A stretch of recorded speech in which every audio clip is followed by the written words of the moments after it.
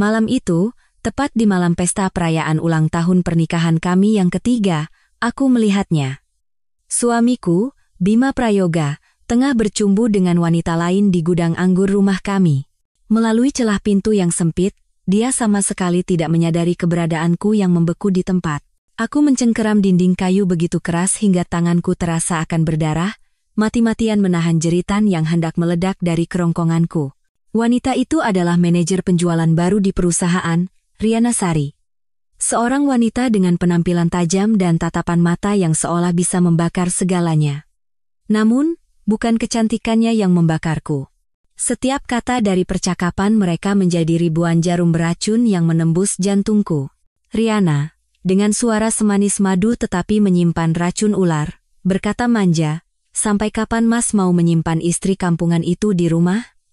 Aku tidak suka bertemu sembunyi-sembunyi seperti ini." Bima tertawa sinis. Tawa yang dulu kuanggap menarik, kini terasa begitu menjijikkan. Dia memeluk pinggang Riana dengan erat dan berkata dengan suara angkuh, "Kenapa terburu-buru, sayang? Dia itu cuma ayam betina mandul. Sebentar lagi juga ibu akan mengusirnya. Aku mempertahankannya hanya untuk menjaga citra, agar ayah tidak punya alasan untuk mengomel. Begitu hak waris sudah pasti di tanganku, nyonya di rumah ini adalah kamu." Darah di sekujur tubuhku seakan membeku. Ayam betina mandul. Selama 3 tahun terakhir, dihantui rasa bersalah, berapa banyak jamu pahit yang telah kutelan? Berapa banyak rumah sakit yang telah kukunjungi? Apakah semua itu hanya agar aku mendengar kata-kata keji itu dari mulut pria yang kucintai dengan segenap hatiku? Aku berbalik dan berjalan seperti orang yang berjalan dalam tidur. Pesta di luar masih ramai. Suara tawa, obrolan, denting gelas. Semuanya terdengar seperti kebisingan dari dunia lain. Aku langsung naik ke kamar, mengunci pintu, dan merosot ke lantai. Air mata tidak keluar, tetapi dadaku sakit serasa terkoyak. Seperti ada seseorang yang meremas jantungku dengan tangan kosong. Berapa lama aku duduk seperti itu? Bima kembali dengan bau alkohol dan parfum murahan Riana yang melekat di sekujur tubuhnya. Melihatku dalam keadaan seperti itu, dia bahkan tidak bertanya apa-apa, hanya berkata dengan nada jengkel, "Kenapa wajahmu muram seperti orang berkabung, bikin sial saja." Aku mengangkat kepala, menatap lurus ke matanya, dan bertanya dengan suara serak, "Dari mana saja?" Bima terkejut sesaat, tetapi segera kembali memasang ekspresi sombongnya, "Menemani tamu." "Memangnya kenapa kalau kamu tahu?" Aku berdiri dan mendekatinya. Setiap langkah terasa seberat ribuan kilogram. Di gudang anggur, tamu itu. Aromanya sama persis dengan parfum manajer Riana, ya? Wajah Bima berubah pucat. Dia menatapku. Tatapannya berubah dari kaget menjadi marah. "Kau membuntutiku." Aku tertawa sinis. Senyum getir yang lebih menyakitkan daripada tangisan. "Perbuatan kotor kalian tidak perlu dibuntuti." Baunya sudah tercium dari jauh. Tiba-tiba, plak, rasa sakit yang membakar menjalar di pipiku. Bima berteriak, "Berani-beraninya kau bicara kurang ajar. Dengar baik-baik, aku sudah muak melihat wajah murammu itu. Selama 3 tahun tidak bisa memberikan anak, kau pikir kau punya hak apa untuk bersuara di rumah ini?" Tepat pada saat itu, pintu kamar terbuka dengan kasar. Ibu mertuaku, Ibu Kartika. Melihat pemandangan di depannya, dia tidak sedikit pun melirikku, menantunya, melainkan langsung menghampiri Bima dan mengelus lengannya. "Ada apa ini ribut-ribut?" Bima menunjukku dan berkata dengan suara penuh amarah, "Ibu, lihat ini." Dia menuduh Bima selingkuh dengan wanita lain. Ibu Kartika menoleh padaku. Tatapannya sedingin es. "Oh ya? Apa kau punya bukti? Atau kau hanya cemburu buta setelah mendengar gosip murahan?" Aku memegangi pipiku yang terbakar. Barulah saat itu air mataku tumpah. "Ibu, saya melihatnya dengan mata kepala saya sendiri." Ibu Kartika tersenyum penuh penghinaan. "Lalu kenapa kalau kau melihatnya? Wajar jika laki-laki sesekali bermain di luar, kau ini istri. Tugas seorang istri adalah tahu diri. Menutup sebelah mata dan berpura-pura tidak tahu. Tapi kau, bahkan kewajiban paling dasar untuk memberikan penerus di keluarga ini saja tidak bisa kau penuhi, Dengan hak apa kau mau mengontrol suamimu? Setiap katanya bagaikan palu godam yang menghantam kepalaku. Aku menatap wanita di hadapanku. Wanita yang selama 3 tahun ini telah kulayani dengan sekuat tenaga untuk memenuhi kewajibanku sebagai menantu, dan aku sadar. Di matanya, aku tidak pernah dianggap sebagai manusia. Aku hanyalah sebuah alat, mesin pembuat anak, dan mesin itu sudah rusak. Jadi maksud ibu, saya harus menerima semua ini? Tanyaku balik, suara bergetar karena amarah. Kalau tidak mau menerima, kau mau apa? Cerai? Ibu Kartika tertawa mengejek. Kau pikir kau siapa? Kalau kau diusir dari rumah ini tanpa membawa apa-apa, apa yang tersisa padamu? Hanya kap wanita tua yang mandul. Dengar baik-baik, kalau Riana sampai hamil anak laki-laki lebih dulu, tidak ada jaminan posisi nyonya rumah ini akan tetap menjadi milikmu. Di sebelahnya, Bima melipat tangan di dada dan menatapku dengan angkuh. Saat itu, aku tidak lagi merasakan sakit. Rasa sakit itu berubah menjadi sesuatu yang dingin dan tajam, kebencian murni. Aku memandang ibu dan anak itu, yang berdiri layaknya pemenang sambil menikmati penderitaanku, dan sebuah pikiran yang gelap dan gila melintas di kepalaku. Cerai? Tidak. Itu jalan yang terlalu mudah. Diusir tanpa membawa apa-apa? Tidak akan pernah. Aku tidak akan pergi kemana-mana. Aku akan tetap tinggal di neraka ini. Dan aku akan membuat mereka yang telah menginjak-injakku membayar harga yang paling mahal. Aku akan merebut apa yang paling mereka hargai, apa yang paling mereka banggakan. Pandanganku tanpa sengaja jatuh pada foto keluarga di atas meja rias. Ayah mertuaku, Bapak Hartono Wijoyo, penguasa paling berkuasa di rumah ini. Seseorang yang selalu berwibawa, tetapi kadang menatapku dengan sorot mata yang tak bisa ku mengerti. Satu-satunya orang di rumah ini yang tidak pernah menyalahkanku soal anak. Sebuah suara dingin dan kejam bergema di kepalaku. Itu adalah suaraku sendiri. Bima, kau ingin seorang putra untuk melanjutkan garis keturunan dan mewarisi kekayaan? Baik. Aku akan melahirkan putra sulung untuk keluarga ini. Tapi ayahnya bukan kau. Akan kubuat kau seumur hidup membesarkan anak dari ayahmu sendiri tanpa pernah menyadarinya. Akan kujadikan anak itu sebagai senjata paling manis sekaligus paling kejam dalam pembalasan dendamku. Saat rencana gila itu terbentuk, seluruh tubuhku bergetar. Bukan karena takut, melainkan karena kegembiraan yang jahat. Aku menatap ibu dan anak itu untuk terakhir kalinya, lalu diam-diam berbalik. Perangku baru saja dimulai. Sejak malam yang menentukan itu, aku bukan lagi diriku yang kemarin, istri yang patuh, menantu yang sabar menahan diri, diriku yang dulu telah mati. Yang ada di dalam raga ini adalah seseorang dengan rencana balas dendam yang kejam, serigala berbulu domba, predator yang menunggu kesempatan dengan sabar. Aku tidak lagi membuat keributan, tidak menangis, tidak menyalahkan Bima. Keesokan paginya, aku bangun pagi seperti biasa dan menyiapkan sarapan untuk seluruh keluarga. Pipiku masih sedikit bengkak, tetapi kututupi dengan riasan tipis. Saat aku menyajikan makanan di meja, Bima dan ibu mertuaku menatapku dengan curiga, mungkin mereka terkejut dengan ketenanganku. Aku hanya tersenyum tipis, senyum yang kosong. Maafkan saya soal tadi malam. Sepertinya saya salah paham. Aku berkata dengan suara datar tanpa emosi. Bima tampak terkejut, dan ibu mertuaku menyipitkan mata seolah ingin menembus pikiranku. Baguslah kalau kau sudah tahu diri, katanya dingin, lalu tidak berbicara lagi. Aku tahu, di mata mereka, aku sudah menyerah.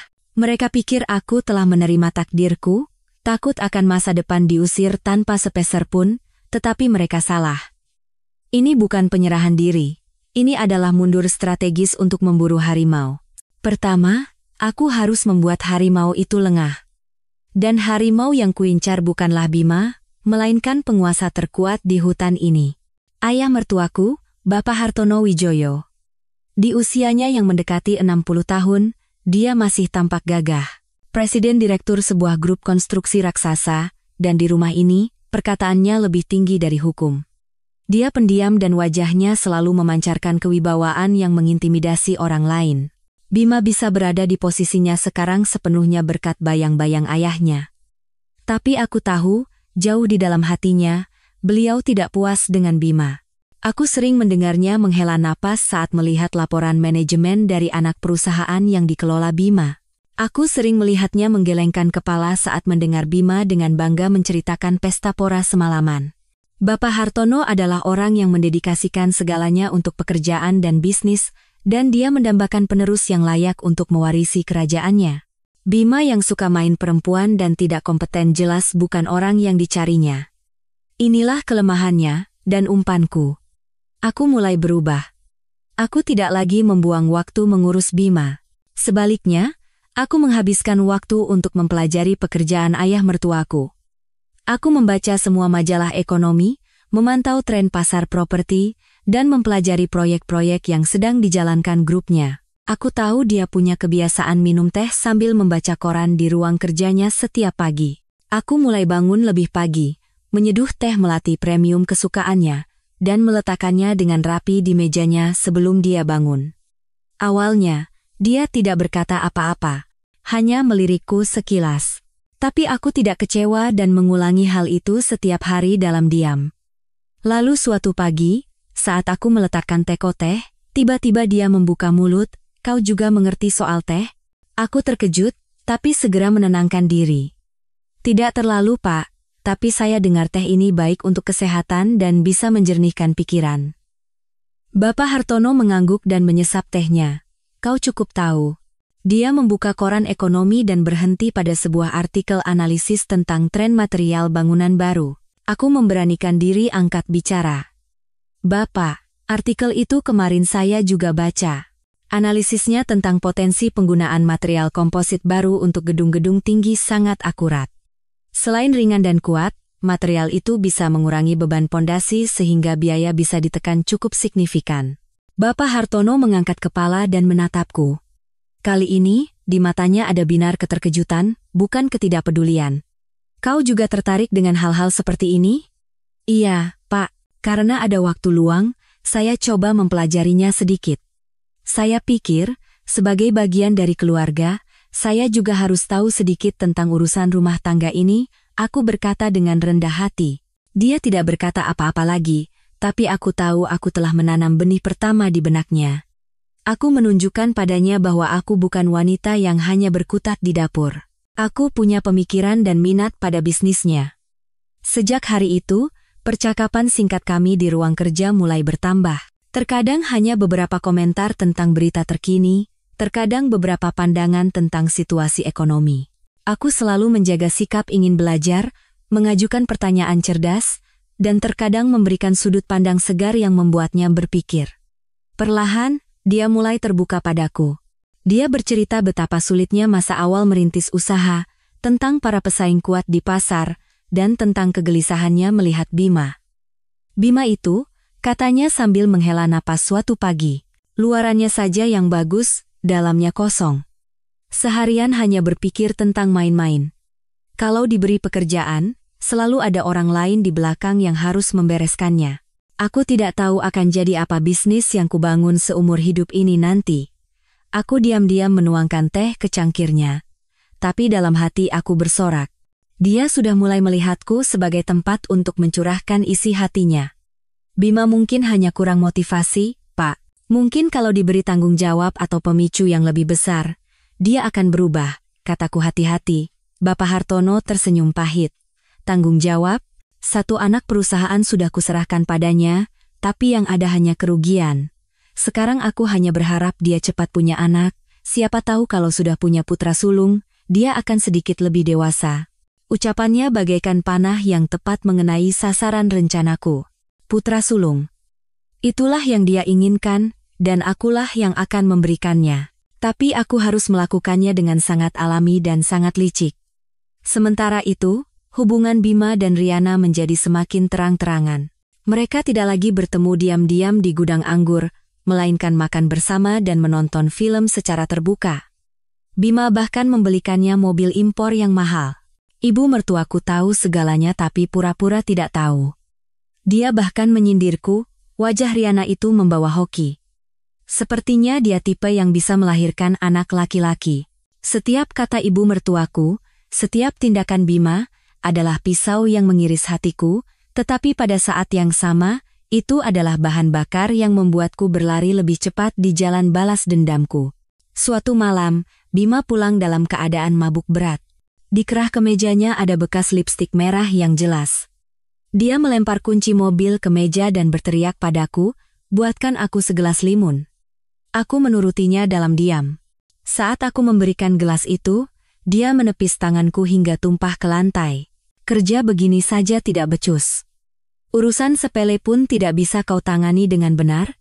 Aku tidak berkata apa-apa, hanya mengambil lap dan membersihkannya.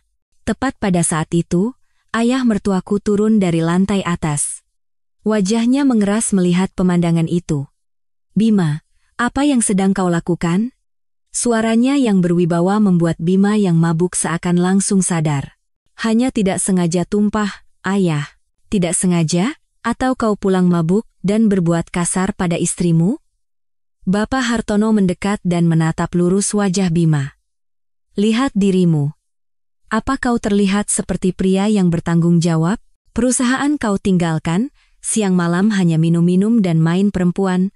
Kau tahu orang-orang meludahi wajahku karena kelakuanmu?" Bima menunduk tanpa bisa berkata apa-apa. Ibu Kartika segera datang membela. "Mas, anak kita baru pulang kerja, lelah, jadi minum sedikit. Kenapa dibesar-besarkan?" "Kau diam," bentak Bapak Hartono. "Justru karena kau terlalu memanjakannya, anak itu jadi seperti ini." Kemudian dia menoleh padaku, suaranya menjadi sangat lembut. "Dewi, kau masuk saja ke kamar dan istirahat, jangan pedulikan dia." Aku mengangkat kepala dan menatapnya. Sesaat, aku melihat binar di matanya yang seolah ingin melindungiku, mengakuiku. Aku mengangguk kecil dan berbalik. Tapi saat aku melewatinya, aku sengaja berpura-pura terhuyung dan hampir jatuh. Refleks, Bapak Hartono mengulurkan tangan dan memegang sikuku. "Hati-hati." Kulitnya terasa hangat, tangannya kuat dan kokoh. Aku mengangkat kepala, menatap lurus ke matanya dan berkata dengan suara bergetar, "Terima kasih, Bapak." Saat itu, tatapan kami bertemu di udara. Hanya beberapa detik, tapi aku tahu ada sesuatu yang tak terlihat sedang tumbuh. Aku bukan lagi sekadar menantunya. Di matanya, aku adalah wanita yang malang, seorang sekutu, seseorang yang bisa memahami hatinya. Ikan terbesar di kolam ini mulai tertarik pada umpanku. Dan aku tahu, tidak lama lagi, dia akan menelannya. Sentuhan malam itu, bagaikan batu yang dilempar ke permukaan danau yang tenang, menciptakan riak-riak tak terlihat namun gigi antara aku dan ayah mertuaku, segalanya tidak lagi sama. Tatapan matanya padaku kini mengandung sesuatu yang berbeda.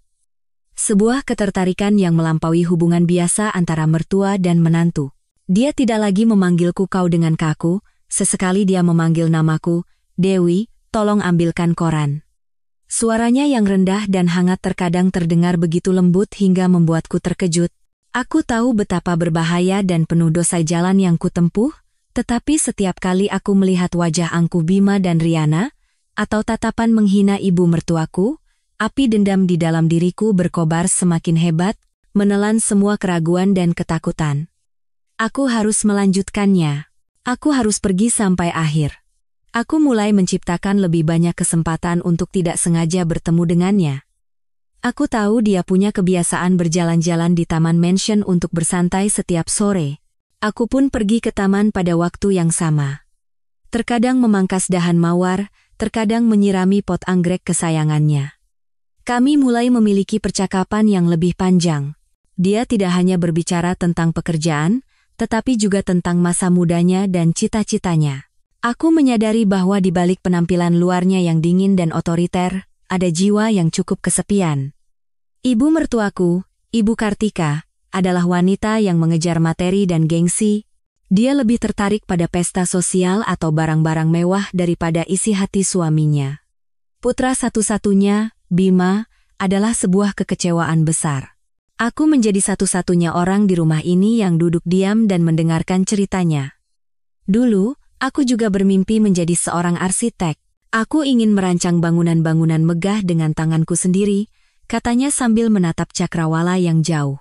Tapi beban keluarga, tekanan untuk meneruskan bisnis kakekmu, membuatku harus mengubur mimpi itu. Aku berharap Bima bisa mewakiliku, tapi anak itu tidak punya gairah sedikit pun. Aku berkata pelan. Saya rasa tidak ada kata terlambat untuk mengejar mimpi, Pak. Bapak masih gagah, dan bisa melakukan banyak hal yang Bapak inginkan. Dia menoleh padaku dan tersenyum, senyum yang jarang sekali terlihat. Hanya kau yang mengerti hatiku. Kata-kata itu seperti sebuah pengakuan. Aku tahu aku telah menempati posisi istimewa di hatinya. Sementara itu, di depan Bima, aku masih harus memainkan peran sebagai istri yang sabar. Ketika aku tidak lagi cemburu dan menjadi pendiam, dia menjadi semakin sombong. Dia secara terang-terangan membawa Riana ke rumah untuk makan, memperkenalkannya kepada kerabat sebagai teman dekat. Ibu mertuaku memuji Riana setinggi langit, mengatakan dia kompeten dan ramah. Seolah-olah aku adalah manusia tak kasat mata di rumah ini.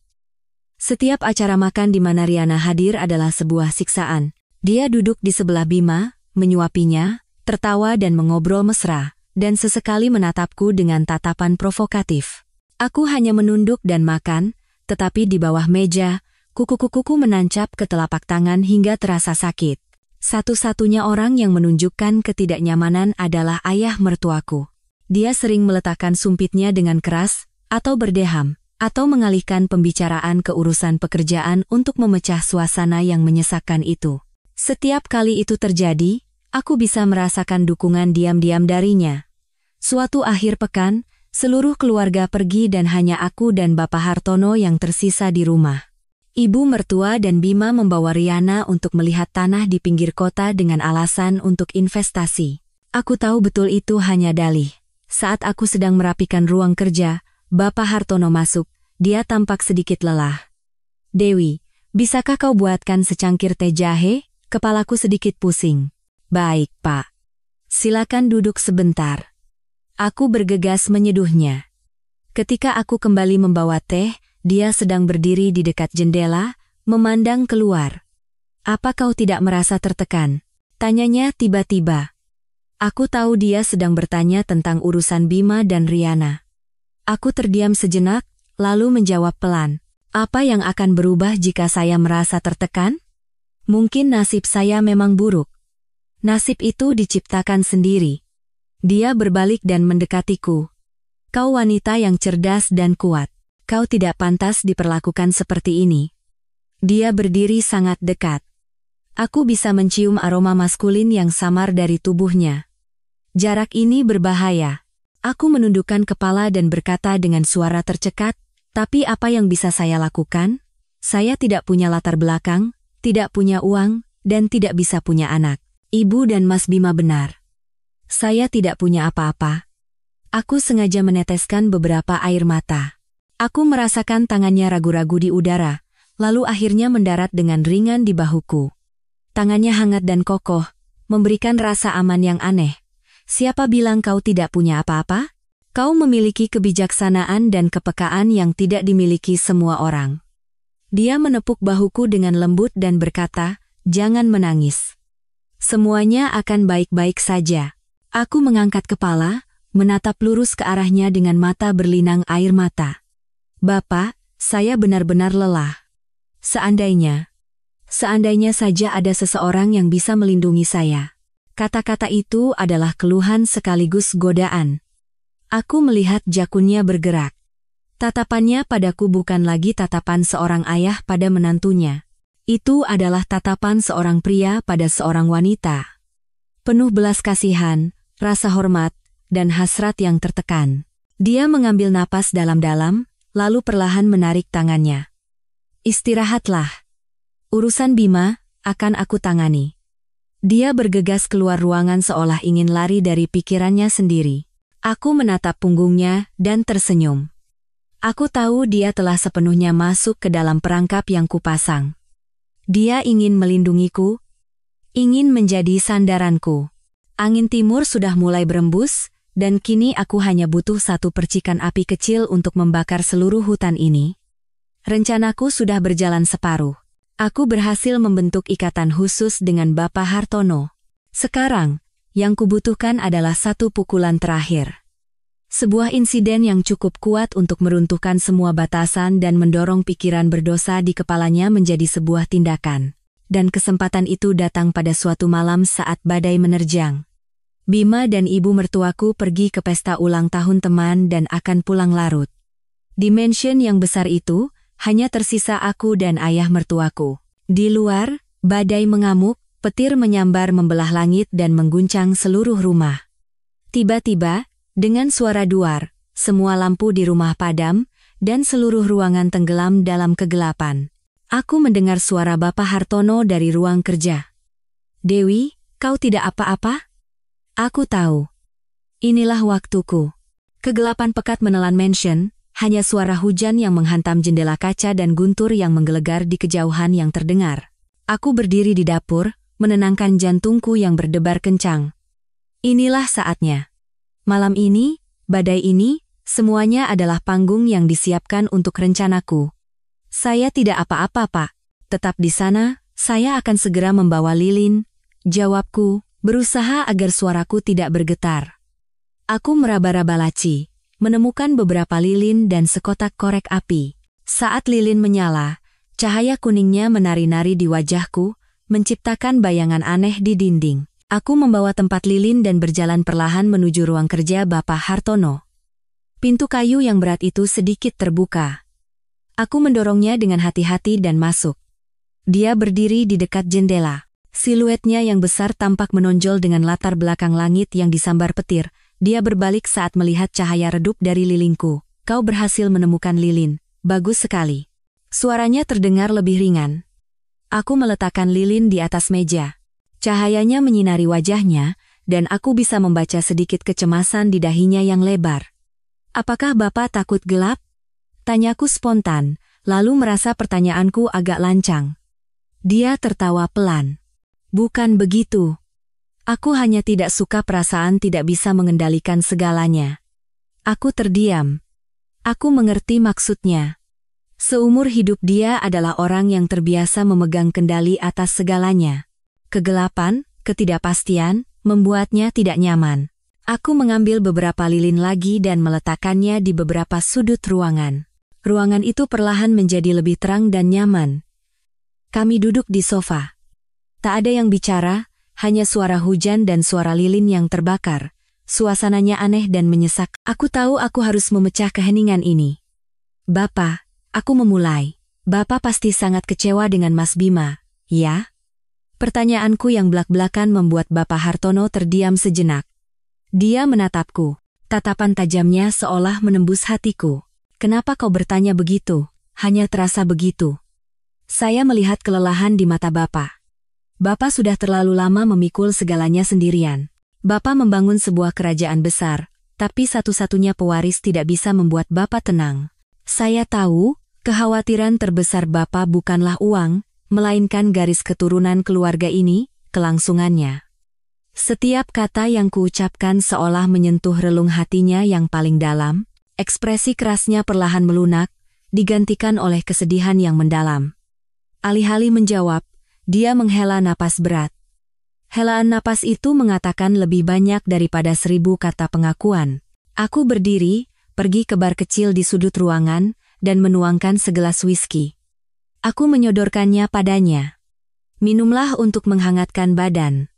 Malam ini sepertinya akan panjang." Dia menatapku, lalu ke gelas di tangannya. Setelah ragu sejenak, dia mengambilnya dan menenggaknya sekali teguk. Cairan berwarna ambar itu seolah ikut membersihkan sedikit kekalutan di hatinya. Dia mulai berbicara tentang tekanan, ekspektasi, dan kesepian yang tak pernah bisa ia bagi dengan siapapun. Tentang Ibu Kartika yang tidak pernah benar-benar memahaminya, dan tentang Bima yang hanya bisa merusak, bukan membangun. Terkadang aku bertanya pada diri sendiri, untuk apa aku bekerja keras seumur hidup ini? Hanya untuk menyerahkan semuanya pada anak tak berguna itu dan membiarkannya menghancurkannya dalam beberapa tahun? Suaranya serak karena emosi. Aku duduk di sebelahnya, lebih dekat dari sebelumnya. "Jangan berkata seperti itu, Pak. Semua yang telah Bapak bangun tidak akan pernah hilang. Hanya saja butuh orang yang layak untuk menjaganya dan mengembangkannya." "Orang yang layak?" Dia tertawa pahit. Di mana aku bisa mencari orang seperti itu di keluarga ini? Tepat pada saat itu, petir membelah langit, menerangi ruangan, diikuti oleh suara guntur yang memekakan telinga. Aku terkejut dan secara refleks menjerit kecil sambil mencondongkan tubuh ke arahnya. Seluruh tubuhku jatuh ke dalam pelukannya. Gemetarku tidak sepenuhnya akting. Aku memang takut suara guntur. Tapi jatuhnya tubuhku ini sudah diperhitungkan. Tubuhku yang lembut dan hangat menempel di dadanya yang kokoh. Aroma samar dari rambutku bercampur dengan bau alkohol yang tajam, menciptakan suasana yang memabukkan. Bapak Hartono membeku.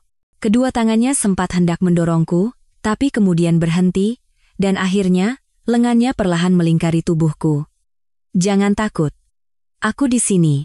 Suaranya rendah dan serak, napasnya yang hangat menyentuh telingaku.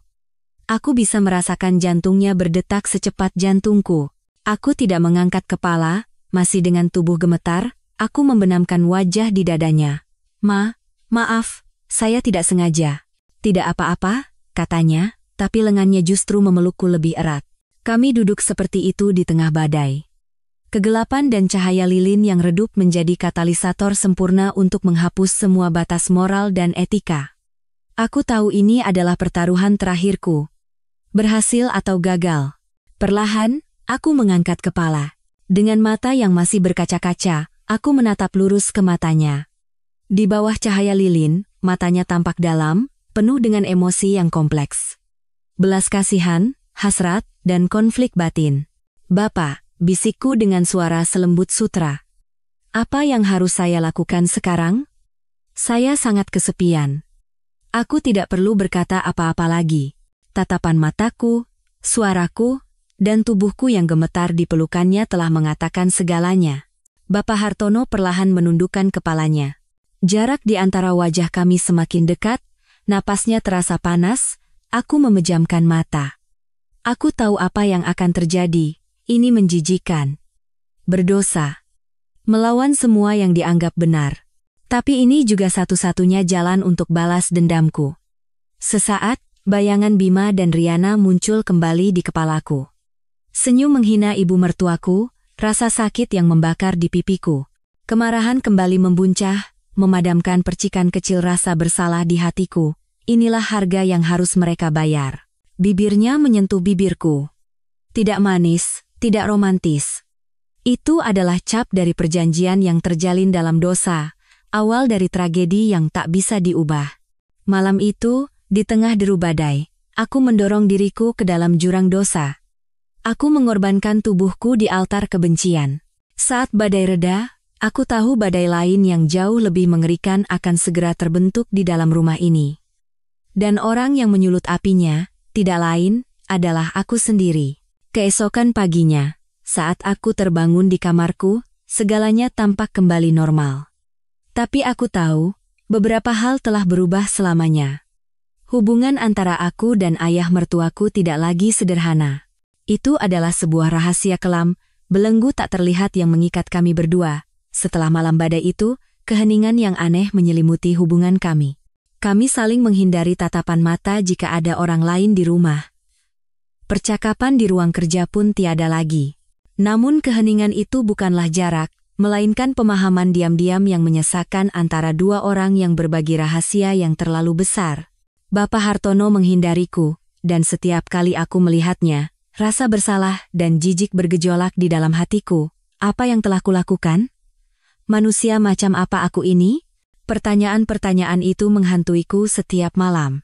Tetapi setiap kali aku melihat Bima mesra menelepon Riana di ruang keluarga, atau mendengar ibu mertuaku menyindir, menantu tetangga sudah melahirkan anak laki-laki yang tampan, kebencian sekali lagi menang. Aku berkata pada diriku sendiri, aku tidak salah.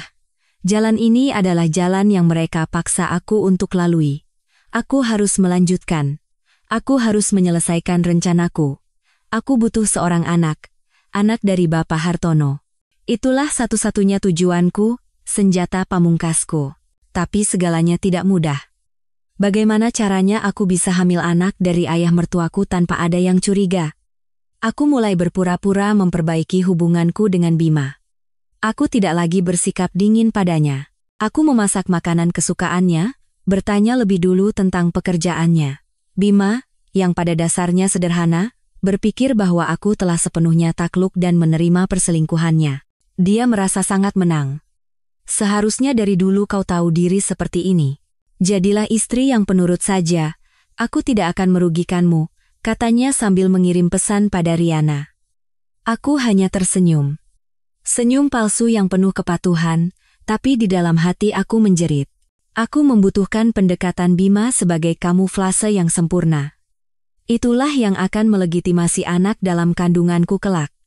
Pada saat yang sama, aku harus mencari cara untuk mendekati ayah mertuaku lagi. Sikap menghindarnya membuatku cemas. Jika dia memutuskan untuk mengakhiri segalanya, rencanaku akan berantakan.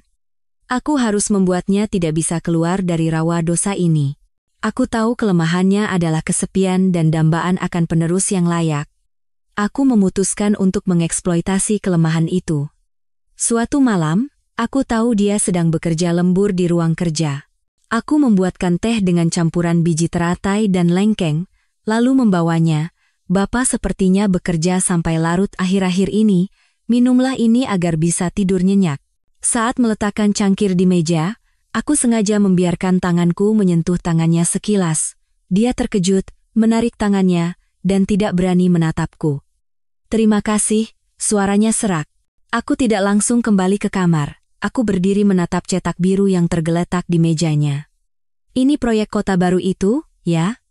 Desainnya bagus sekali. Aku memulai percakapan secara alami. Bapak Hartono tidak bisa tidak menjawab. Kami kembali berbicara tentang pekerjaan, tentang proyek, dan aku mengarahkan percakapan ke arah yang kuinginkan.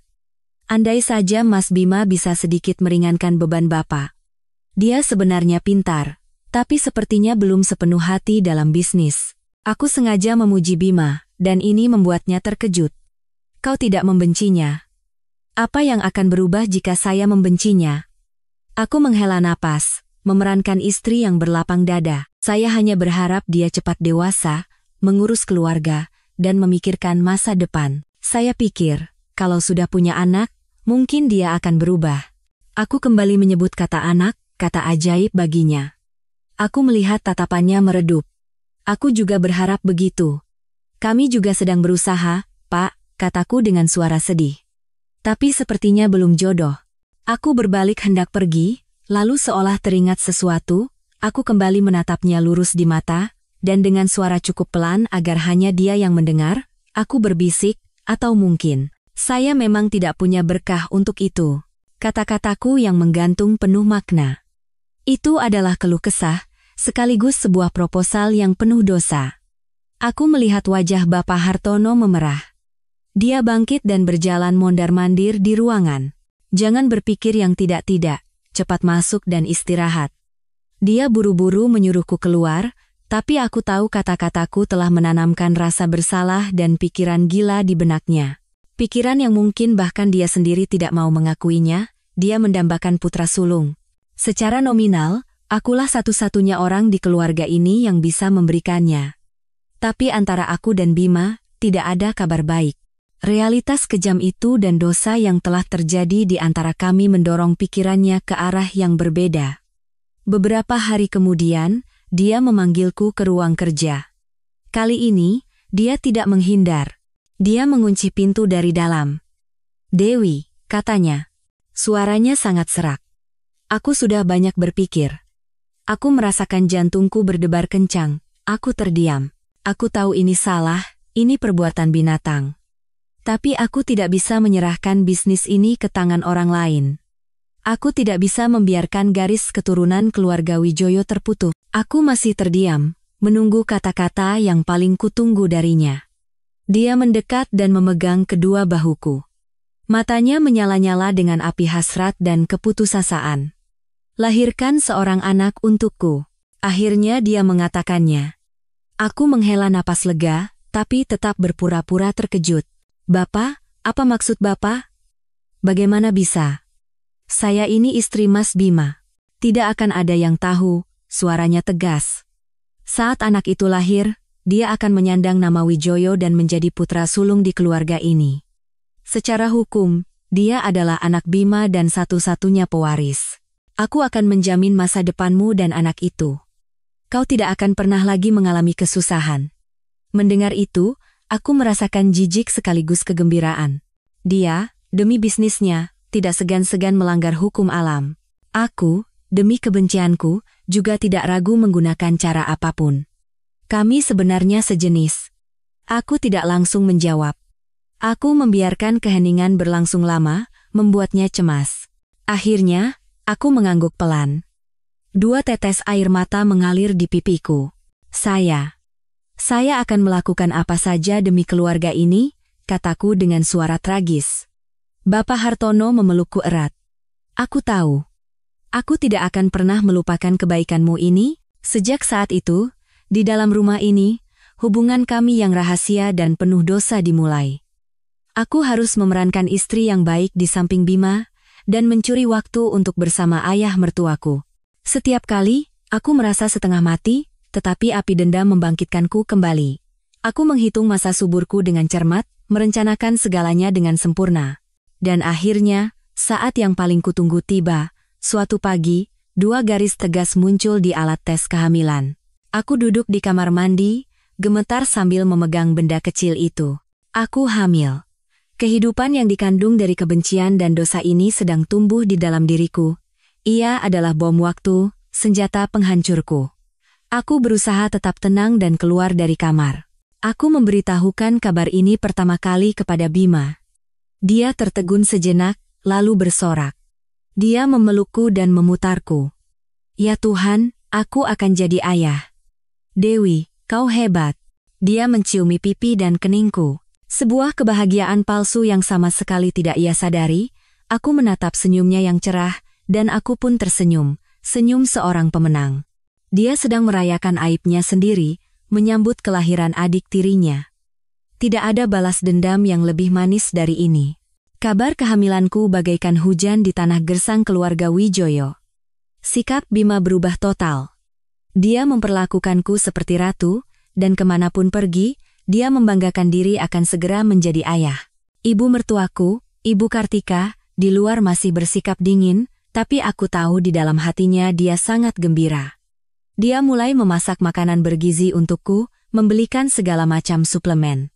Kau harus makan yang banyak agar bisa melahirkan anak laki-laki yang gagah, yang akan menjadi pilar keluarga ini, katanya. Masih terdengar pragmatis, tapi setidaknya aku tidak lagi diperlakukan seperti manusia tak kasat mata. Posisiku di rumah berubah.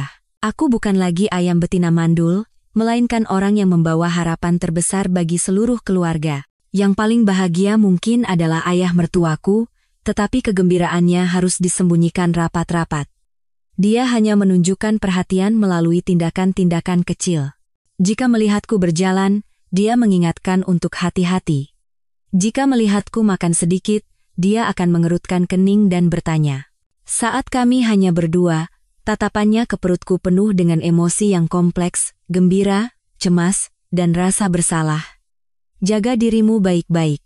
Kalau butuh apa-apa, jangan ragu katakan padaku, katanya saat kami kebetulan berdua di ruang kerja. Aku hanya mengangguk pelan. Aku menikmati perubahan ini. Menikmati perhatian dan perawatan dari seluruh keluarga. Aku merasakan kegembiraan yang luar biasa saat melihat Bima sibuk berlarian membelikan camilan untukku. Dia sama sekali tidak tahu bahwa dia sedang merawat adiknya sendiri, anak yang kelak akan menjadi musuh bebuyutannya. Tapi hari-hari damai itu tidak berlangsung lama. Saat kehamilanku memasuki bulan ketiga, badai baru datang. Riana, wanita simpanan Bima, memberitahu bahwa dia juga hamil. Kabar ini bagaikan bom yang meledak di tengah kebahagiaan keluarga kami. Bima yang memberitahukan kabar ini kepada seluruh keluarga saat makan malam. Wajahnya tampak senang sekaligus bingung. Riana juga hamil, katanya, tidak berani menatap mataku. Suasana di meja makan seketika membeku. Aku tertegun, sumpit di tanganku jatuh ke piring dengan bunyi ting. Hamil lagi? Bagaimana bisa waktunya begitu pas? Yang pertama bereaksi adalah ibu mertuaku. Alih-alih marah, dia justru tampak gembira. Benarkah? Bagus sekali, kabar baik ganda. Serunya dengan mata berbinar. Lalu dia menatapku sekilas dan berkata, sepertinya keberuntungan sedang datang ke rumah kita. Sekarang, kita lihat saja siapa di antara kalian yang akan melahirkan cucu laki-laki untuk keluarga ini. Kata-katanya membuat tulang punggungku merinding. Kita lihat saja siapa yang akan melahirkan cucu laki-laki. Benar. Di matanya, aku dan Riana kini adalah dua kuda pacu dalam perlombaan untuk melahirkan anak laki-laki. Siapa yang menang, dialah pemenangnya. Posisi yang baru saja kudapatkan kembali terguncang hebat. Ayah mertuaku meletakkan sumpitnya dengan keras. Wajahnya mengeras. Omong kosong. Bima, selesaikan masalah ini dengan bersih. Jangan sampai jadi bahan tertawaan orang. Dia berkata begitu, lalu tidak melanjutkan makannya dan masuk ke kamar. Aku tahu dia marah, tapi sekaligus takut. Kehamilan Riana membuat rencananya menjadi lebih rumit. Jika Riana melahirkan anak laki-laki, dan aku melahirkan anak perempuan, maka anak kami darah dagingnya yang asli akan tersingkir oleh cucu palsu. Sejak hari itu, suasana di rumah kembali tegang. Ibu mertuaku mulai terang-terangan memperhatikan Riana. Dia lebih sering mengundangnya ke rumah untuk makan, memasakkan berbagai hidangan lezat. Dia memperlakukan Riana lebih baik daripada saat aku pertama kali hamil. Riana nyidam makanan asam, pasti anaknya laki-laki, katanya keras-keras saat makan, seolah sengaja agar aku mendengarnya. Riana menjadi besar kepala. Dia berjalan di rumah dengan angkuh seperti seorang ratu, menatapku dengan campuran kasihan dan provokasi. Dia seolah berpikir, begitu melahirkan anak laki-laki, dia bisa dengan gagah masuk ke rumah ini dan mengusirku. Bima terjebak di tengah, serba salah. Dia ingin menyenangkan ibunya, tapi juga takut pada ayahnya, dan tidak bisa memperlakukanku sembarangan karena, bagaimanapun, aku sedang mengandung anaknya secara hukum. Dia seperti boneka yang bingung. Di luar, aku tetap tenang, bahkan berpura-pura mengerti. Aku mengerti perasaan Mas. Karena sudah terjadi, Mas juga harus bertanggung jawab pada mereka. Aku memerankan istri yang bijak, tapi di dalam, badai mengamuk. Aku tidak boleh kalah dalam perang ini. Aku harus melahirkan anak laki-laki. Aku mulai memeriksakan kandungan di klinik pribadi yang bisa menjaga kerahasiaan jenis kelamin janin. Kepada keluarga, aku berbohong bahwa dokter bilang masih terlalu dini untuk mengetahui jenis kelaminnya. Tapi setiap kali pemeriksaan, aku diliputi ketegangan yang menyesakkan. Anaknya laki-laki, Bu. Sangat sehat. Kata-kata dokter saat USG di minggu ke-16 seolah mengangkat beban ribuan kilogram dari pundakku, anak laki-laki. Senjataku adalah senjata yang sangat kuat. Tapi aku memutuskan untuk menyimpan rahasia ini sendiri.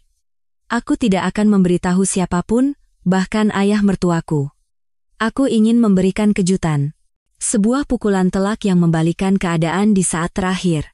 Aku ingin melihat wajah ibu mertuaku dan Riana yang percaya bahwa aku telah kalah. Sementara itu, Riana setelah melakukan USG, dengan bangga menyebarkan berita bahwa dia mengandung anak laki-laki. Ibu mertuaku gembira bukan main, seolah menemukan tambang emas. Dia membelikan berbagai perlengkapan bayi mahal untuk cucu yang belum lahir itu, semuanya berwarna biru. Dia semakin dingin padaku karena yakin aku mengandung anak perempuan. Tidak apa-apa kalau perempuan. Ada kakak dan adik kan bagus, suasana rumah jadi ramai, katanya dengan nada seolah memberi anugerah. Aku hanya tersenyum. Nikmatilah. Bersikap angkuhlah sepuasmu. Tawamu tidak akan bertahan lama. Penghinaan mereka membuat api dendamku semakin membara.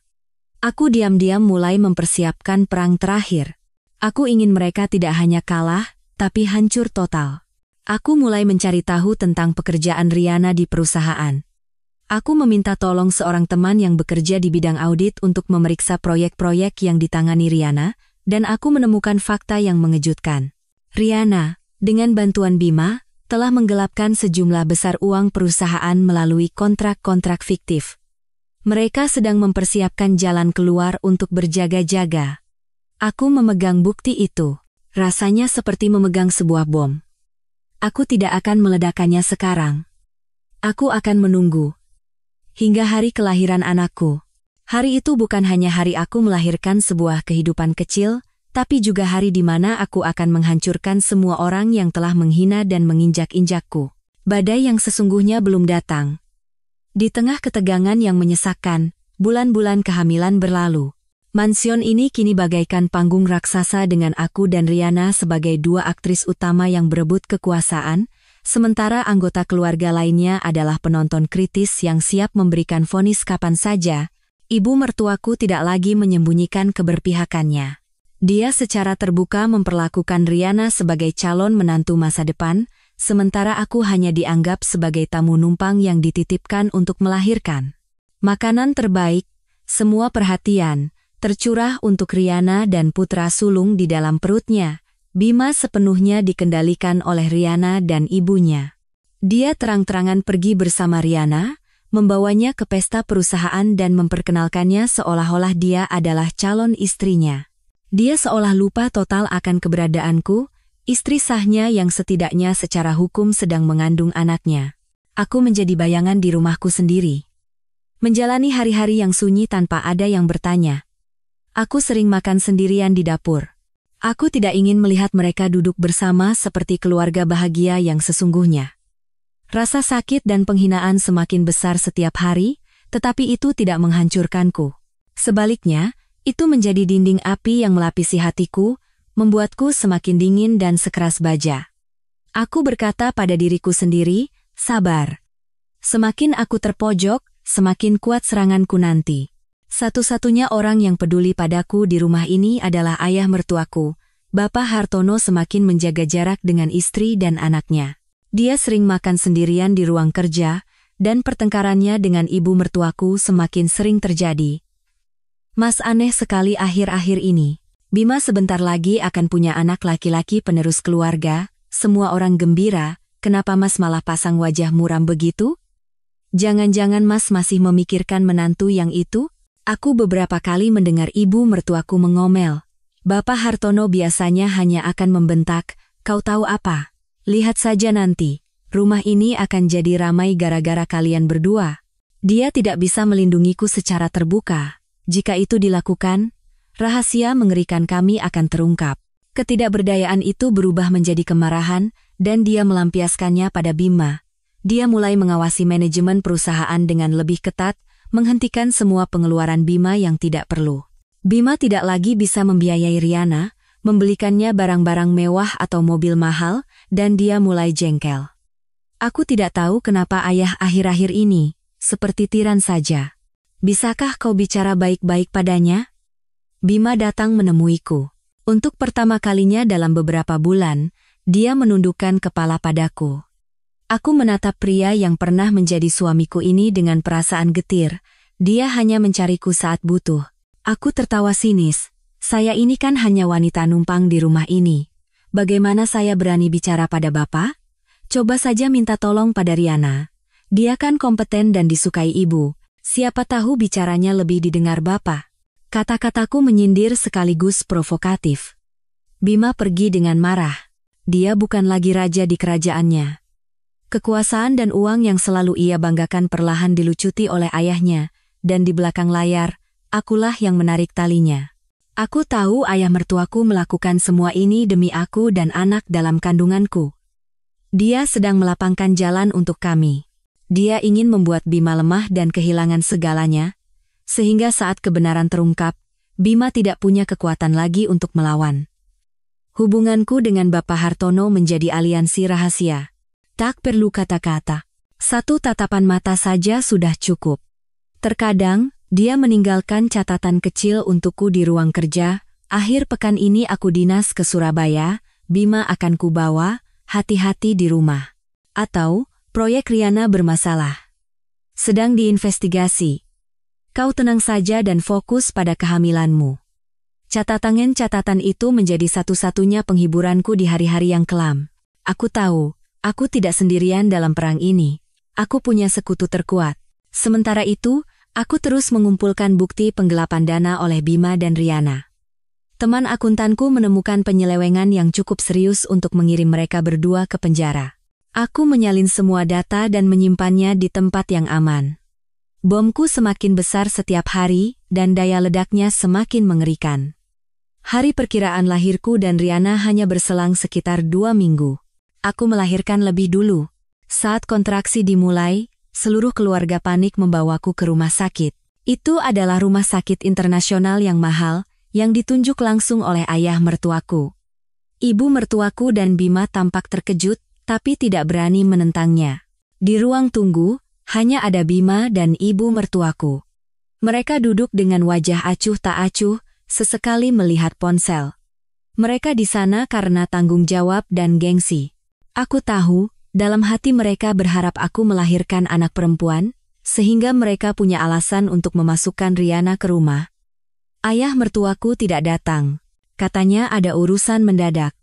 Tapi aku tahu, dia sedang menunggu kabar di suatu tempat di dekat sini, lebih cemas daripada aku. Setelah beberapa jam persalinan yang menyakitkan, akhirnya tangisan bayi menggema. Seorang perawat keluar dan tersenyum pada Bima. "Selamat, Pak. Putra Anda tampan sekali, beratnya 3,5 kilogram." Aku melihat wajah Bima mengeras, memaksakan senyum. Ibu mertuaku membeku di tempat, tas tangan yang dipegangnya jatuh ke lantai. Putra?" Tanyanya terbata-bata. "Iya, Bu. Seorang pangeran." Perawat itu memastikan dengan ceria. Aku keluar dari ruang bersalin dengan tubuh lelah, tapi hatiku sangat puas. Aku menang. Aku melahirkan anak laki-laki. Melihat ekspresi bingung di wajah ibu dan anak itu, aku merasa semua penderitaanku terbayar. Bima mendekati ranjangku, melihat bayi yang tertidur di pelukanku, dia memaksakan senyum, mirip sekali denganmu. Aku tertawa. Senyum yang penuh arti. Mirip saya, tapi dia adalah pembawa berkah keluarga Wijoyo, Mas. Tepat pada saat itu, ponsel ibu mertuaku berdering. "Riana." Samar-samar aku bisa mendengar suara Riana menjerit di seberang sana. Dia pasti sudah mendengar beritanya. Perlombaan telah berakhir bahkan sebelum dia mencapai garis finish. Ibu mertuaku menutup telepon dengan wajah pucat. Dia diam-diam keluar tanpa berkata apa-apa. Aku tahu hatinya sedang kalut. Rencananya untuk menjadikan Riana menantu, rencananya untuk melihat cucu laki-laki dari Riana, semuanya hancur berantakan. Aku telah menutup semua jalan mereka. Tapi ini baru permulaan. Bom terbesar belum meledak. Saat aku dan putraku pulang dari rumah sakit, ayah mertuaku telah mendekorasi seluruh kamarku menjadi surga bayi. Dia sedang menggendong cucunya. Di wajahnya yang biasanya dingin, terpancar kebahagiaan yang tak bisa disembunyikan. Dia menatap bayi itu, lalu menatapku. Tatapannya penuh rasa terima kasih, "Kau sudah bekerja keras."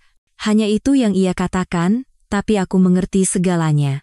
Bima berusaha menjadi ayah yang baik, tapi kecanggungannya tidak bisa ditutupi. Dia menggendong bayi itu dengan kaku, menatapnya dengan aneh. Mungkin alam bawah sadarnya merasakan ada sesuatu yang salah.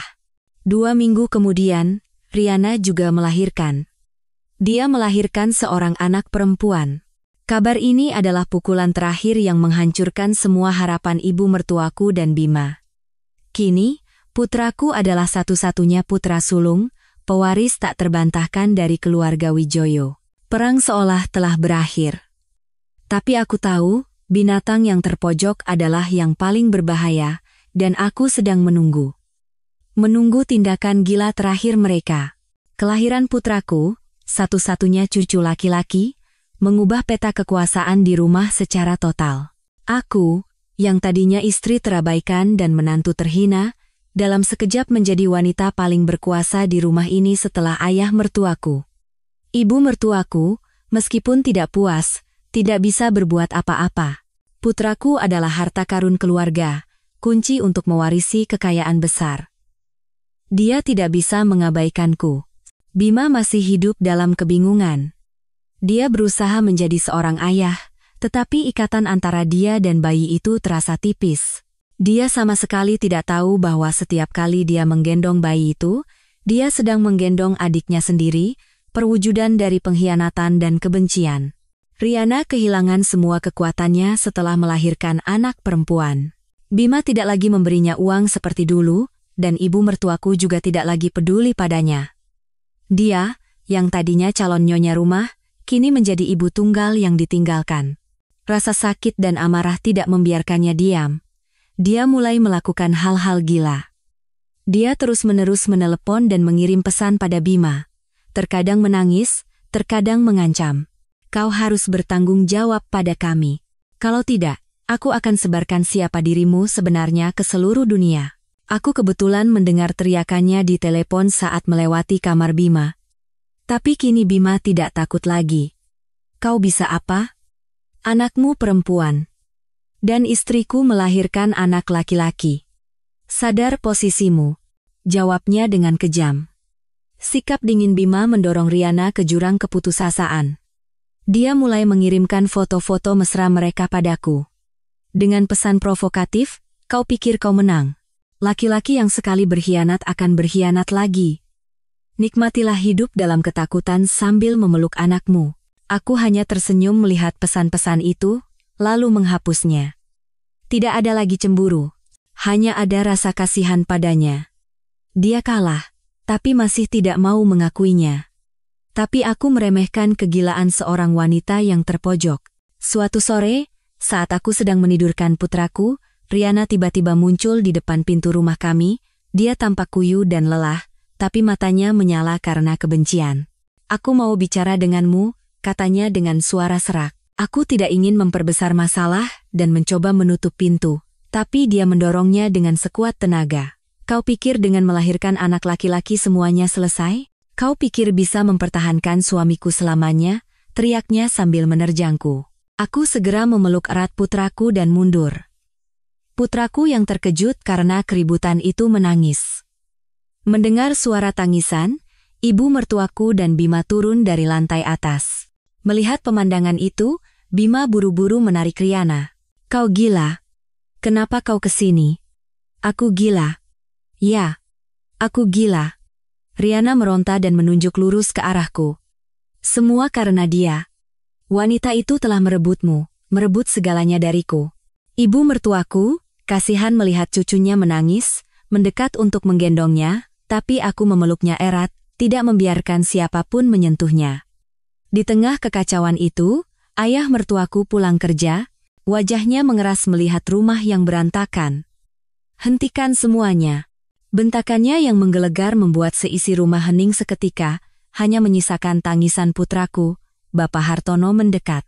Tatapan matanya yang sedingin es menyapu Bima, Riana, dan ibu mertuaku secara bergantian. Akhirnya, pandangannya berhenti pada Riana. Siapa kau? Berani-beraninya membuat keributan di rumah saya? Saya. Riana. Yang melahirkan anak Mas Bima. Riana tergagap. Keberaniannya tadi hilang, hanya menyisakan ketakutan. Anak Bima. Bapak Hartono tertawa sinis. Lalu apa kau tahu apa yang telah dilakukan laki-lakimu itu di belakangmu? Dia berkata begitu, lalu melemparkan sebuah map tebal ke meja. Ini adalah bukti Bima dan kau bersekongkol menggelapkan uang perusahaan miliaran rupiah. Dengan ini, kalian berdua bisa membusuk di penjara selama belasan tahun. Wajah Bima dan Riana pucat pasi. Bima gemetar dan berkata, Ayah, bagaimana ayah bisa? Bagaimana aku bisa tahu? Potong Bapak Hartono. Kalau aku tidak tahu, kalian pasti sudah kabur jauh dengan membawa semua hartaku, kan? Ibu mertuaku terperangah. Dia menatap putranya, lalu ke map itu. Bima. Apa ini benar? Bima menunduk tanpa bisa berkata apa-apa. Riana jatuh terduduk di lantai, menangis memohon. Bapak, saya salah. Saya disuruh Mas Bima, saya tidak tahu apa-apa. Tidak tahu apa-apa? Sebuah suara dingin menggema. Itu adalah aku. Inilah saat yang kutunggu. Aku menyerahkan putraku pada pengasuh untuk dibawa ke kamar, lalu keluar dengan sebuah alat perekam kecil di tangan. Lalu bagaimana dengan rekaman ini? Aku menekan tombol putar. Suara Riana dan Bima terdengar jelas. Mereka sedang membahas cara membuat kontrak palsu, cara mentransfer uang ke luar negeri. Kita harus cepat, sebelum si tua itu sadar. Itu suara Bima. Tenang Mas. Dokumennya sudah kuurus semua. Begitu aku melahirkan anak laki-laki, ibu juga akan ada di pihak kita. Nanti, semua kekayaan ini jadi milik kita, itu suara Riana. Setelah rekaman selesai, ruangan itu diliputi keheningan yang mematikan. Semua orang menatapku dengan kaget. Mereka tidak pernah membayangkan aku, yang pendiam dan patuh, bisa merencanakan hal seperti ini. Ibu mertuaku terhuyung dan jatuh ke kursi. Dia menatapku. Tatapannya penuh kebencian dan ketakutan. Kau yang merencanakan semua ini. Aku hanya tertawa sinis. Dibandingkan dengan apa yang Ibu dan Mas Bima lakukan pada saya, rencana ini tidak ada apa-apanya. Bima menatapku seolah melihat monster, dasar wanita jahat, akan kubunuh kau, teriaknya sambil mencoba menerjangku. Berhenti. Bentak Bapak Hartono. Sekali lagi kau sentuh dia, kau akan langsung kujebloskan ke penjara. Bima berhenti. Dia menatap ayahnya, lalu menatapku. Dia sadar, dia telah kalah. Kalah telak. Dia tidak hanya kehilangan uang dan kekasihnya, tapi juga kepercayaan ayahnya. Dia kehilangan segalanya. Mulai hari ini, Bapak Hartono mengumumkan dengan tegas, Bima tidak boleh terlibat dalam urusan perusahaan apapun, semua rekening dan kartu kreditnya akan dibekukan. Kau akan hidup seperti parasit di rumah ini sampai kau bertobat. Lalu dia menoleh pada Riana. Dan kau, pergi dari sini sekarang. Mengingat kau baru melahirkan, aku tidak akan mempermasalahkan ini. Tapi jangan pernah muncul di hadapanku lagi. Riana menangis, bangkit dengan terhuyung-huyung, dan lari keluar rumah. Papan catur seolah sudah selesai. Aku telah membalikkan keadaan, membuat mereka yang menyakitiku membayar harganya. Aku menatap Bima yang membeku dan ibu mertuaku yang menangis tanpa suara. Di hatiku, alih-alih kegembiraan kemenangan, hanya ada kehampaan yang menakutkan. Aku berhasil membalas dendam, tapi aku sendiri telah menjadi iblis. Air mata iblis tidak ada yang melihat, tapi aku tahu, ada kebenaran yang lebih mengerikan, bom waktu yang lebih besar yang tersembunyi, dan hari peledakannya akan segera tiba. Setelah pengungkapan yang mengejutkan itu, mansion kami diliputi keheningan yang mematikan. Bima, yang dilucuti dari semua kekuasaannya, hidup seperti bayangan yang berkeliaran di rumah. Dia tidak berbicara dengan siapapun, seharian mengurung diri di kamar, sesekali terdengar suara barang pecah dan teriakan. Ibu mertuaku hancur total. Guncangan atas putranya yang tidak kompeten dan serakah, serta kenyataan tentang menantu yang selalu ia remehkan, meruntuhkan keangkuhannya. Dia jatuh sakit dan tidak mau makan. Rumah yang dulu penuh tawa, kini diselimuti suasana duka. Aku menjadi orang yang mengurus semua urusan rumah. Merawat putraku, menyiapkan obat ibu mertuaku, mengelola makanan dan kehidupan keluarga secara keseluruhan.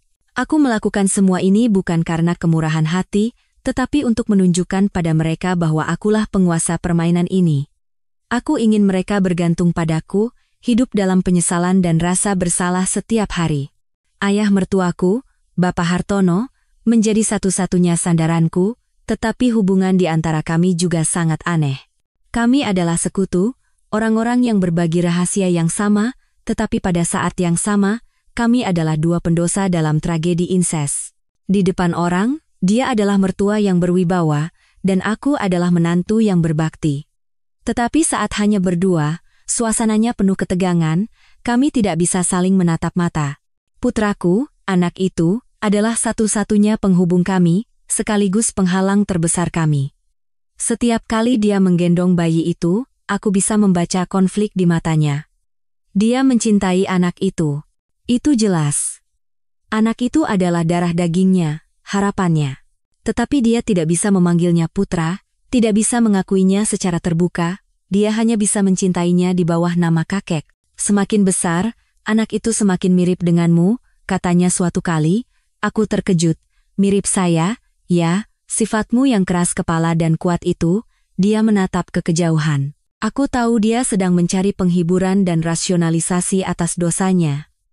Anak itu sama sekali tidak mirip denganku. Semakin besar, kontur wajahnya semakin jelas, dan dia seperti pahatan yang sama persis dengan ayah mertuaku. Dahi yang tinggi, hidung yang mancung, dan terutama mata yang dalam dan penuh jiwa. Siapapun yang melihat anak itu akan berpikir dia adalah miniatur Bapak Hartono. Fakta ini mulai membuatku takut. Berapa lama lagi aku bisa menyembunyikan rahasia ini? Ibu mertuaku terbaring sakit, tetapi mata seorang ibu tetap tajam. Suatu hari, saat aku membawa putraku menemuinya, dia menatap wajah bayi itu dengan lekat. Kenapa? Kenapa wajahnya begitu familiar? Bisiknya. Aku terkejut dan buru-buru mengalihkan pembicaraan. Mungkin karena dia cucu kandung ibu, jadi terasa akrab. Tapi aku tahu, benih kecurigaan telah ditanam di benaknya. Hari demi hari, kecurigaan itu tumbuh. Dia mulai mengamati gerak-gerikku dan Bapak Hartono. Dia melihat perhatian Bapak Hartono yang luar biasa pada bayi itu, melihat kami sesekali bertukar pandang penuh makna. Dan akhirnya, insiden yang meledakkan segalanya terjadi. Tepat di hari pesta ulang tahun pertama putraku. Bapak Hartono memutuskan untuk mengadakan pesta besar, mengundang semua kerabat, teman, dan mitra bisnis penting. Dia ingin secara resmi mengumumkan kelahiran satu-satunya pewaris grup Wijoyo kepada seluruh dunia. Pesta berlangsung meriah. Aku menggendong putraku yang berpakaian bagus, berdiri di samping Bapak Hartono menyambut tamu. Rasanya seperti menjadi seorang ratu, semua mata tertuju pada kami, tatapan iri dan cemburu. Bima juga hadir, tapi dia hanya minum sendirian di sudut, menatap kami dengan marah. Saat pesta mencapai puncaknya, ketika Bapak Hartono menggendong cucunya di atas panggung dan berpidato dengan bangga, ibu mertuaku tiba-tiba muncul. Kesehatannya sudah membaik, tapi dia masih tampak kuyu. Dia naik ke panggung dan merebut mikrofon dari tangan Bapak Hartono. Tunggu sebentar. Suaranya bergetar, tetapi cukup untuk membuat seluruh ruangan hening. Sebelum semua orang memberi selamat, ada sesuatu yang harus saya jelaskan. Semua orang bingung, tidak tahu apa yang terjadi. Bapak Hartono mengerutkan kening. Apa yang kau lakukan? Cepat turun. Tidak mau. Ibu mertuaku berteriak sambil menangis. Aku harus mengungkapkan kebenarannya. Anak ini. Apa benar anak ini anak Bima? Ruangan menjadi riuh. Wajah Bima pucat pasi, dia bangkit berdiri. Aku membeku di tempat, jantungku serasa berhenti berdetak. Bagaimana dia bisa tahu? Bapak Hartono mencoba merebut mikrofon. Kau sudah gila. Jangan bicara omong kosong. Aku tidak gila. Ibu mertuaku mendorongnya. Lihat dengan matamu sendiri. Lihat wajah anak ini. Apa ada sedikit pun kemiripan dengan Bima? Atau dia sangat mirip dengan orang lain? Dia menunjuk wajah Bapak Hartono. Dia mirip sekali denganmu, dengan suamiku. Keheningan yang mengerikan menyelimuti ruangan. Semua pandangan tertuju pada Bapak Hartono, padaku, dan pada putraku yang bingung di dalam gendonganku. Kemarin diam-diam aku mengambil sampel rambutmu dan anak ini, dan aku melakukan tes DNA, Ishak ibu mertuaku, dan ini hasilnya. Dia mengangkat selembar kertas tinggi-tinggi. Hasilnya menyatakan, kalian berdua adalah ayah dan anak kandung, bom terbesar telah meledak. Itu tidak hanya menghancurkan pesta, tetapi juga kehormatan dan kehidupan semua orang yang ada di sana. Segalanya hancur berkeping-keping. Terdengar suara gelas pecah, bisik-bisik orang, dan kilatan kamera yang tak henti-hentinya. Bapak Hartono membeku di tempat dengan wajah tanpa darah, sementara Bima meraung seperti binatang yang terluka. Dia berlari ke atas panggung, berteriak dengan mata gila. Tidak, tidak mungkin. Katakan dengan mulutmu sendiri. Dia mencengkeram kerah bajuku dan mengguncangnya. Aku tidak melawan, hanya menatapnya. Tatapanku adalah jawaban yang paling pasti. Dia melepaskanku, terhuyung mundur. Dia menatap ayahnya, orang yang ia hormati sekaligus takuti. Ayah, kenapa? Kenapa ayah melakukan ini padaku? Bapak Hartono tidak menjawab. Dia hanya berdiri seperti batu. Raja Kekaisaran Wijoyo kini telah ditelanjangi di depan umum. Ibu mertuaku mulai tertawa histeris. Hahaha. Keluarga bahagia. Putra sulung. Semuanya sandiwara. Sandiwara kotor. Dia tertawa, lalu menangis, lalu pingsan di atas panggung. Keluarga kami, dalam semalam, menjadi bahan tertawaan seluruh negeri. Balas dendamku berhasil. Dengan sangat sempurna. Aku menghancurkan segalanya. Tetapi melihat kekacauan di depan mataku, melihat putraku yang kecil menjerit ketakutan, aku bertanya pada diri sendiri, apa yang kudapatkan? Aku menang. Tapi bukankah harga kemenangan ini terlalu mahal? Peristiwa menentukan di malam pesta ulang tahun itu meninggalkan luka yang tak akan pernah sembuh dalam sejarah keluarga Wijoyo. Koran, televisi, dan media sosial serentak memberitakannya secara besar-besaran. Judul-judul yang sensasional, analisis yang tajam, dan komentar-komentar jahat menghujani keluarga kami bagai badai. Tragedi keluarga konglomerat. Ayah dan anak berbagi satu wanita. Putra sulung atau adik kandung? Kekaisaran yang runtuh akibat skandal inses. Kami, dari keluarga terpandang, dalam sekejap menjadi simbol aib dan bahan cemoohan seluruh masyarakat. Sejak malam itu, tidak ada yang bisa hidup seperti dulu lagi. Ibu mertuaku terkena serangan jantung dan dilarikan ke unit gawat darurat. Krisisnya terlewati, tetapi jiwanya hancur total. Dia kehilangan kemampuan bicara dan tawa, hanya menatap keluar jendela seperti bayangan tanpa jiwa. Wanita yang angkuh dan tajam itu kini menjadi seorang wanita tua yang rapuh dan menyedihkan. Bima, setelah meraung-raung gila, akhirnya hancur lebur. Dia tidak lagi berteriak atau merusak barang. Dia menjadi sangat pendiam. Dia mengurung diri di kamar, tidak mau bertemu siapapun. Seminggu kemudian, seorang pelayan menemukannya mencoba bunuh diri di kamar mandi. Beruntung, dia ditemukan tepat waktu dan nyawanya terselamatkan, tetapi guncangan itu membuat mentalnya tidak lagi normal. Dia dirawat di sebuah rumah sakit jiwa. Pria yang pernah mengkhianati dan menginjak-injakku itu kini membayar harga yang terlalu mahal atas kesalahannya. Aku tidak merasakan kepuasan, hanya ada perasaan dingin dan hampa. Dan Bapak Hartono, pria terkuat itu, dalam semalam menua 10 tahun. Saham grupnya anjlok, para mitra bisnis membatalkan kontrak satu persatu. Kekaisaran yang ia bangun seumur hidup berada di ambang kehancuran. Dia tidak lagi pergi ke kantor, hanya duduk sendirian di ruang kerja ditemani botol-botol minuman keras. Dia tidak menyalahkanku sedikit pun. Mungkin dia tahu dia tidak punya hak untuk itu. Tragedi ini adalah ciptaannya sendiri. Suatu malam, dia memanggilku ke kamarnya. Dia duduk di tengah ruangan yang berantakan dengan botol-botol kosong. Wajahnya pucat. Semua ini salahku, katanya dengan suara serak. Aku terlalu terobsesi dengan penerus, terlalu egois. Pada akhirnya, aku menghancurkan keluarga ini.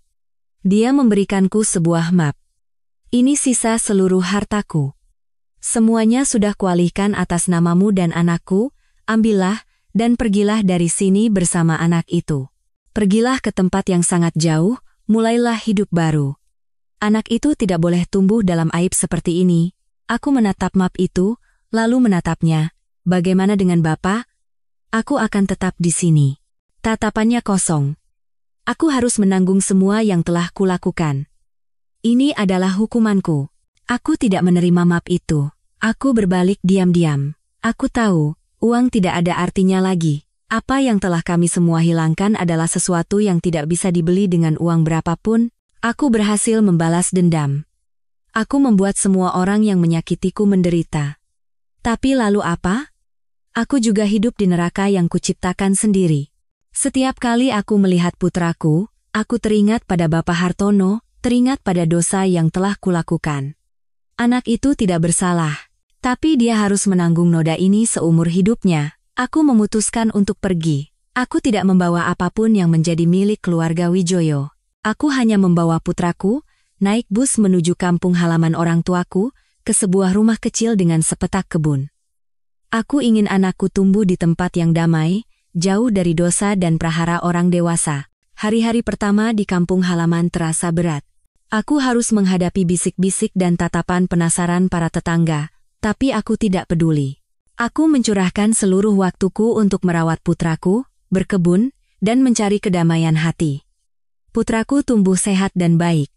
Dia adalah alasan hidupku, satu-satunya kekuatanku untuk terus maju. Kadang-kadang, aku mendengar kabar tentang keluarga Wijoyo. Grup perusahaan Bapak Hartono akhirnya bangkrut. Mansion mereka dijual untuk melunasi utang, dan dia pindah ke sebuah apartemen kecil, hidup menyendiri. Ibu mertuaku, setelah keluar dari rumah sakit, tinggal bersamanya. Sepasang suami istri tua itu merawat satu sama lain. Bima masih di rumah sakit jiwa, kabarnya tidak ada kemajuan. Keluarga yang dulu gemerlap itu kini hanya menyisakan abu.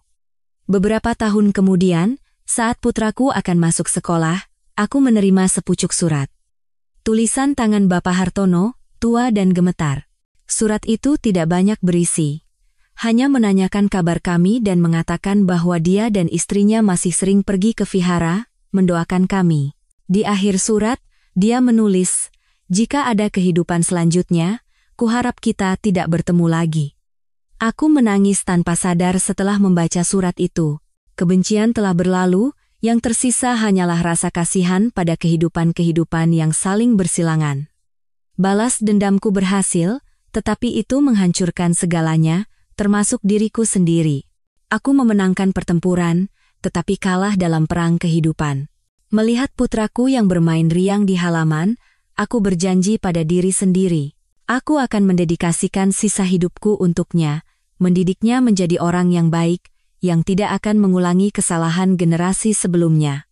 Di atas abu pun, fajar akan datang.